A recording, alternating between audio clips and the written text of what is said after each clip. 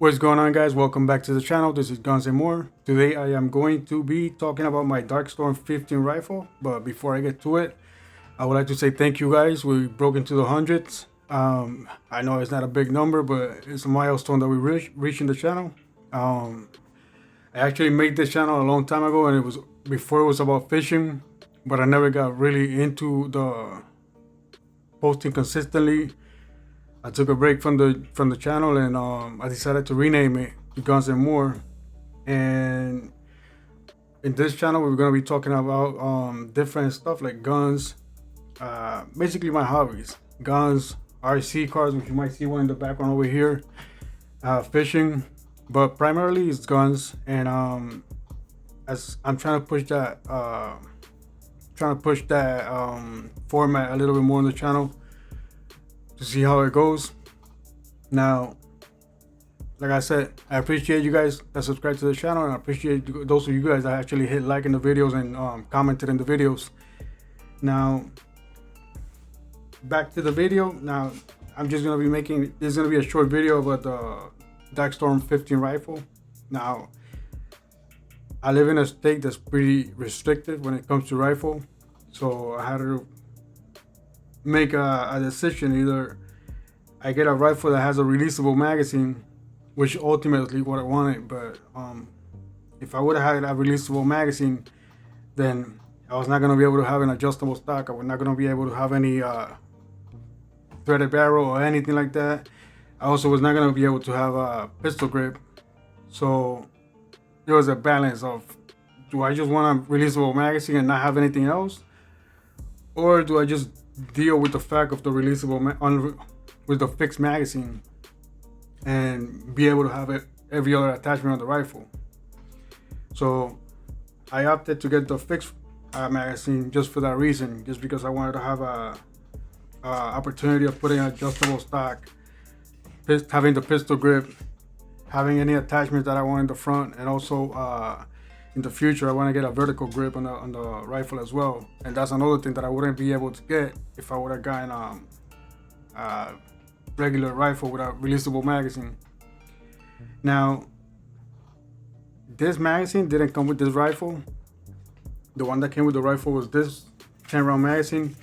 Obviously, as the title say, it is a fixed magazine rifle. Now, I'm not gonna say how I got this out, but it's pretty easy. If you know your way around guns and whatnot, it's pretty easy to take off. And I got this one over here, which is not really an advantage, and I'll get to that in a minute. It's not really an advantage, and I will get to that in a minute, because it's kind of a little bit of a pain in the ass as well. But yeah, I switched it up to this one, and I have tested the rifle a few times in the range already, but so far I haven't been to the range ever since putting the Vortex Spitfire 3x prison scope. And what you call it? As for the rifle per se, according to the Darkstorm website, I'm not sure if the camera could pick the whole thing up. I'm recording this on the phone, so I'm not sure if I don't have a way to see it. But according to the Darkstorm website, the rifle is legal in all 50 states. As I said, it has an adjustable stock. It's a MACPO adjustable stock, the MACPO pistol grip, and the heat shield. And it does has the, if I'm not mistaken, it does have the aluminum shield inside as well. It's actually a pretty fun rifle to shoot, but like I said, I put this magazine in it thinking it will make my life easier, and it's actually made my life a lot more not difficult, but it's just like a little bit more time consuming, in my opinion. So what happens with the magazine is that to reload this magazine, you basically have to pull this lever down, push it forward so it could be in the lock position. Like I said, hopefully the camera is capturing this, because I'm recording on the phone and I can't see the camera. So yeah, you have to pull this lever down, push it forward to in lock position, once it's in lock position, then you slide this little door down, and that's how you load the rifle. Now, normally from the view of it, it seems like a little simpler than having to open the rifle and reload the rifle from the top. In theory, it looks simpler. Now, the problem is that when you're reloading this magazine, you need to keep the rifle in this angle position, because if you for some reason lay it down and that bullet move, it's gonna be a pain in the ass, because to get that bullet out, sometimes you're gonna have to play with it in position and try to get it back into the same position that you wanted it, or you're gonna have to remove this bottom door over here and take everything out just so you could get the bullets out. It happens to me already a few times in the range where I'm reloading, and when you're in the range, you're trying to reload a little bit quicker and whatnot.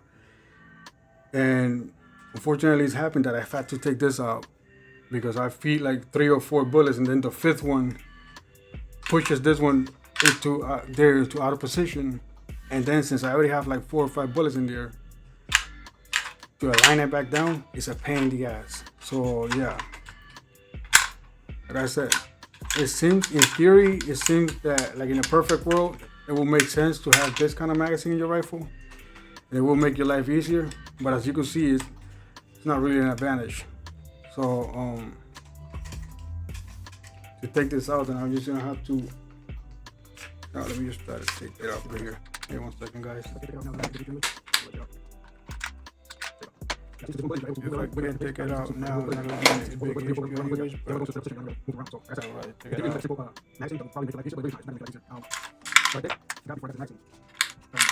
There you go. Yeah, see, since it's one bullet, you're able to move it around and wiggle it in place, but obviously it's time consuming. Now, if you have more than one bullet in there, it's not as easy, because both of the bullets, or 3 or 4, whatever amount of bullets you got, they're gonna go into a straight up position, and you're not gonna be able to move them around. So, like I said, in theory, it looks like a simple magazine that will probably make your life easier, but it really is not. It's not gonna make your life easier. What I got before I got this magazine,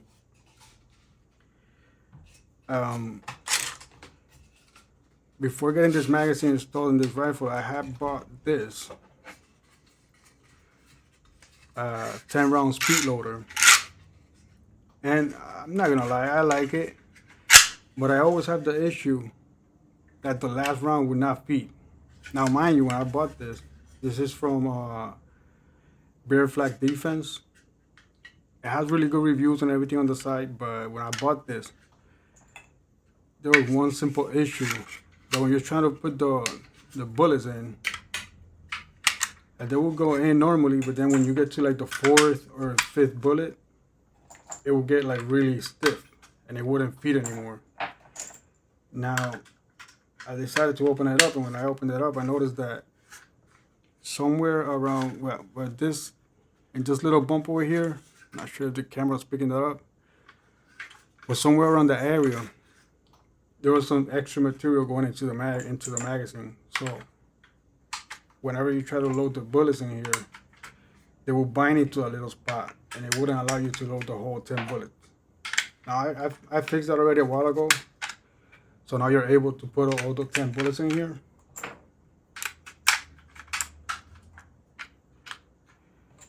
Alright, so I think that's about it. Yeah, now you're able to put all the 10 bullets in here, and like I said, I might go back to the stock magazine, just because I think I prefer using this than having to reload this. Because when you're at the range, I've had already, like I said, I already had a few times where I'm reloading the rifle and trying to be in that movement of trying to keep everything in motion. Something happens that the bullets mix up, and then you're all over the place trying to take the bottom cap out and trying to do all that, or breaking apart the top of the rifle to get the bullets out from the top. And it is a really pain in the ass, and it's not something that I really recommend anybody doing. Like I said, the fixed magazine in itself is not something that I'm really happy with, even though, like previously stated, once you get past it, past the fact that you have a non-releasable magazine, a fixed magazine, you'll be okay with it.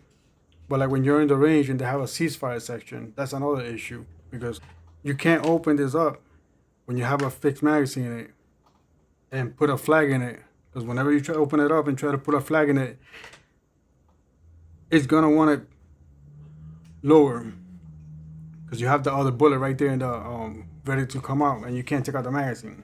Now, that's one small advantage from this one. That when they do a ceasefire in the range, I'm able to just slide this down, lock it open, and then I'll just pull it open, put the flag in there, and then close it.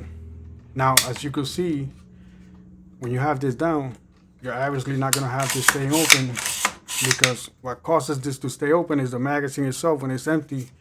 And the magazine has the little bottom plastic piece that hits the reset over here, so you could keep this open. So it's a bit of a learning curve when you have that.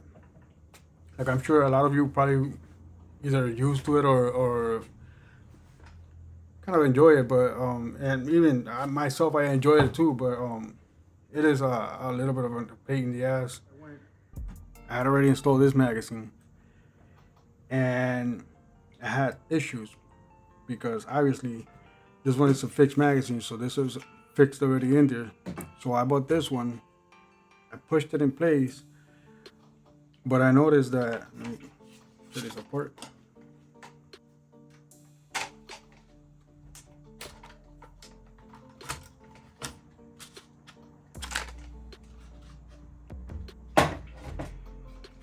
But I noticed that after I installed this magazine, on the top over here, it was closing up. And it was due to the magazine itself not reaching up the little bump that it has inside to lock the magazine in place. So I had to grind a little bit inside the magazine, and then I had to grind a little bit on the magazine itself on the top over here and just leave the inner circle, because these magazines, they lack the position from this area over here. Instead of having the release, they actually have a aluminum tab going in that protrudes into the receiver, and that's what locks the magazine in place. So I had cleaned it up. I really hate this area because of that. Now I had cleaned this up before I went to the range, and I was able to put the 10 rounds in it. But when I went to the range and I was taking some shots, I think it's the third or fourth shot, it got stuck. Like the bullet would come up, but it would come up like really slowly. So when the ball hit it, instead of feeding the bullet into the barrel, it wasn't completely up. So it would go in like this, and the bolt would actually hit the bullet and pinch the bullet in this area. I got it through a few times by tapping it, but then I decided to just put the rifle away for that day. And then when I got home, I decided to grind it a little bit more, and now it works properly the way it should. So you feed your 10 rounds in it, you just put this down over here, and you just feed the 10 rounds, and